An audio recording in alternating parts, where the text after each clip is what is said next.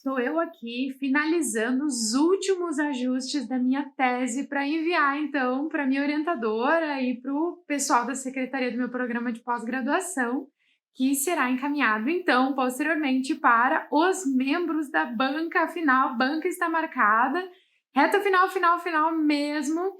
E nesse vídeo de Diário de uma Doutoranda, eu vou compartilhar um pouquinho como é que está sendo essas últimas alterações no documento e ainda vou dar 5 dicas sobre quais são os cuidados que você precisa ter na hora de finalizar o seu documento antes de mandar para a banca.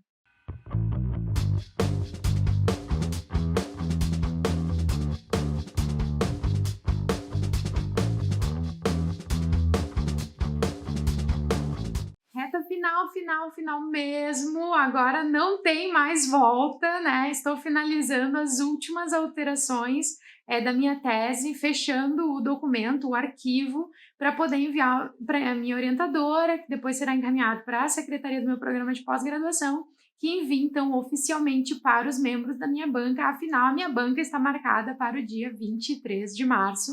Então, essa semana é a semana de envio da tese para os membros da banca. Você já deve ter acompanhado isso aqui no meu canal, tenho comentado muito sobre isso, como eu estruturei minha tese, como eu estruturei esse documento, né? Até se você não viu esse vídeo onde eu falo sobre como eu estruturei esse documento, eu vou deixar o cardzinho desse vídeo aqui em cima para você dar uma olhada. E aproveitando, se você não é inscrito aqui no nosso canal, clica aqui embaixo, se inscreve, já marca a sinetinha para receber notificações de quando tem vídeo novo por aqui ou de quando a gente está ao vivo. E aproveita e dá uma olhadinha na descrição desse vídeo. A gente sempre deixa alguns links de materiais que podem te ajudar na tua pesquisa. Bom, estou fazendo então as alterações que foram solicitadas para minha orientadora e fazendo os últimos ajustes então no documento para poder enviar para a banca, enfim. E aí, nesse vídeo, além de eu falar de como eu estou fazendo essas alterações, eu também vou dar 5 dicas de coisas que você precisa prestar atenção na hora de enviar, né, de finalizar, de fechar o seu arquivo e enviar para a banca. A primeira dica que eu dou é em relação aos apêndices do documento. Como a minha tese é organizada em artigos, cada artigo foi escrito como um artigo sozinho que, tirando da tese, eu posso encaminhar direto, fazendo as alterações que a banca vai me sugerir, posso enviar direto para a revista científica. Por ser um artigo, muitas coisas eu não consigo explicar porque tem um espaço limitado de palavras. Então, foi uma opção, assim, minha orientadora indicou, e para mim faz total sentido isso, acrescentar no documento final da tese como um todo, todos os apêndices necessários para entender os artigos, porque, de novo, alguns membros da banca não estudam especificamente o assunto que eu estudo. Então, ela olhou para mim e disse assim, Amália, inclui tudo o que tu precisar, até porque é um documento num formato novo, a gente não está muito acostumado a avaliar uma tese em artigos, então, na dúvida, coloca todos os apêndices que você achar necessário, melhor pecar pelo excesso nesse momento. Então, eu acrescentei, por exemplo, em apêndices, os roteiros utilizados nas entrevistas das pesquisas, tanto nas entrevistas que foram feitas para o artigo 1, quanto nas entrevistas que foram feitas para o artigo 2. Eu incluí alguns quadros, algumas tabelas que eu criei como relatórios do Atlas TI, então lá as tabelas de concorrência que eu usei muito para fazer a análise do meu artigo 2, por exemplo, eu incluí como apêndice no documento final. Também incluí o livro de códigos, né, um quadro onde eu explico quais foram os códigos utilizados para a codificação dedutiva, uma breve descrição e quais foram os subcódigos criados na etapa de categorização. Coloquei lá em apêndice no trabalho. O que eu não coloco e não sugiro que você coloque também, que são as transcrições ipsilíteres, as transcrições completas. Isso eu não sugiro que ninguém coloque. Já vi algumas pessoas falando, até às vezes de orientador e orientadora pedir para colocar as transcrições no documento, mas eu sugiro que você não coloque, inclusive fale com o seu orientador ou com a sua orientadora, que se pediu isso, para não colocar, porque os entrevistados, os participantes podem ser identificados de alguma forma, mesmo que você não coloque o nome, podem ser identificados de alguma forma através da fala que eles estão falando. Isso é um dado de pesquisa, você trabalhou em cima desses dados, né? Eles foram analisados, então não há necessidade de você colocar as transcrições completas no documento. Eu sugiro que você não faça isso. O que pode ser feito é fazer quadros com trechos ilustrativos. No caso da minha dissertação, eu até cheguei a fazer isso, fiz quadro e apêndice com trechos ilustrativos, mas na tese eu não fiz isso porque eu coloquei alguns trechos enfim, ao longo dos próprios artigos. E eu ainda vou fazer um capítulo adicional, vamos dizer assim, onde eu faço um relatório gerencial que eu vou entregar depois para a empresa onde eu apliquei o estudo de caso. E aí, nesse relatório gerencial também tem alguns outros trechos relevantes das falas dos entrevistados. E como a minha pesquisa é muito mais focada na análise de frequência das citações dentro de cada código, eu não vejo necessidade de colocar muito mais trechos da fala dos entrevistados do que eu já coloquei. Eu acho que o que eu coloquei já foi o suficiente para entender as evidências, enfim, dos resultados das discussões que eu estou apresentando. A segunda dica que eu dou em relação às alterações do documento final antes do envio para a banca é que as alterações solicitadas pelo orientador ou pela orientadora para você no documento, às vezes são, na maior parte das vezes, eu posso dizer isso, elas são muito menores do que você imagina que elas sejam.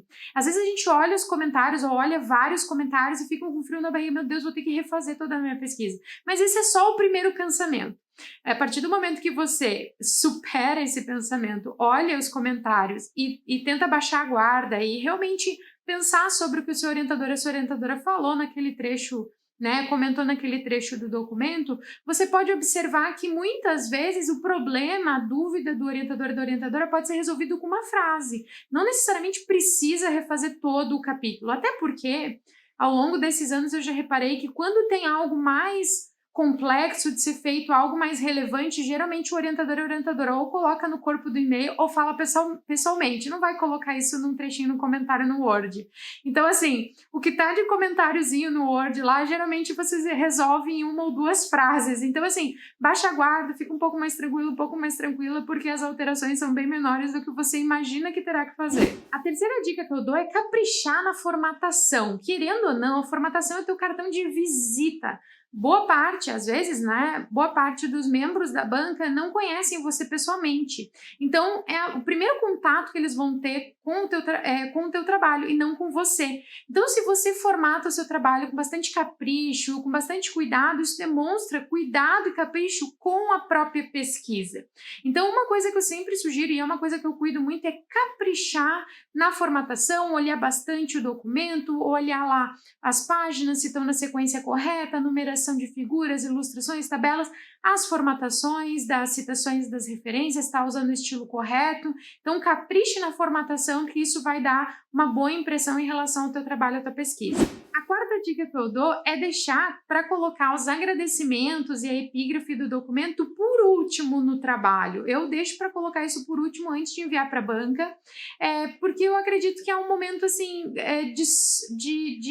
você precisa aproveitar de certa forma, ou seja, é a conclusão do seu trabalho, é o fechamento do seu trabalho, é o momento em que não está sendo exigido nada de você, é o seu colocar, a sua frase, né, a sua fala, a sua palavra ali naquele documento, né, a sua parte pessoal, já que o documento é todo científico, com linguagem científica, ali fica a sua mão mesmo, né, você como pessoa. Então eu deixo para fazer os agradecimentos e a epígrafe por último mesmo, assim, naquele momento em que eu já estou fechando o documento, o arquivo para enviar por e-mail, aí eu abro lá os agradecimentos, com calma, tenho o meu momento, aí eu penso realmente quais pessoas foram importantes nesse processo que eu gostaria de agradecer e, com forma muito especial, como que eu vou colocar então a epígrafe, né? O que é importante para colocar na epígrafe do meu trabalho, que representa esse trabalho para mim.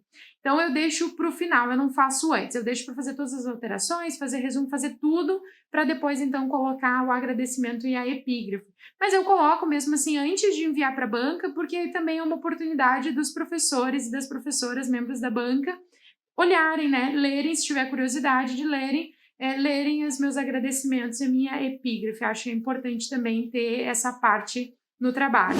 E a quinta e última dica que eu dou então é para caprichar na escolha das palavras que você vai inserir no seu resumo e nas palavras-chave que você vai usar no campo lá, palavras-chave do seu documento. Por que eu estou falando escolher assim a dedo?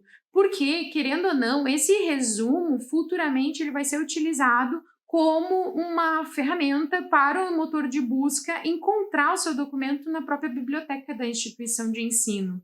Então, se você, ou até nas bases de dados, enfim, onde o seu documento for indexado. Então, se você caprichar nas palavras que você utiliza no resumo, isso pode aumentar a frequência com que o seu trabalho aparece nos motores de busca para quem fizer uma busca relacionada ao seu assunto, né, à sua pesquisa, e aumenta a possibilidade, então, de você ser citado ou citada futuramente. O mesmo vale para os resumos dos artigos. Como a minha tese é em artigos, eu tenho ali 3 resumos, um para cada artigo.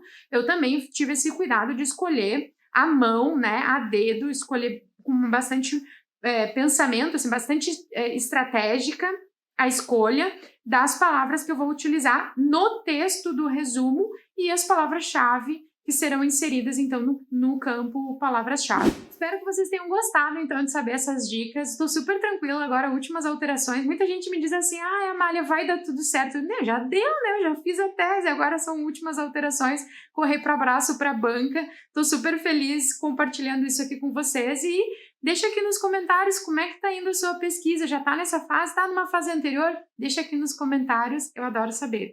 E a gente se encontra, então, no próximo vídeo. Até!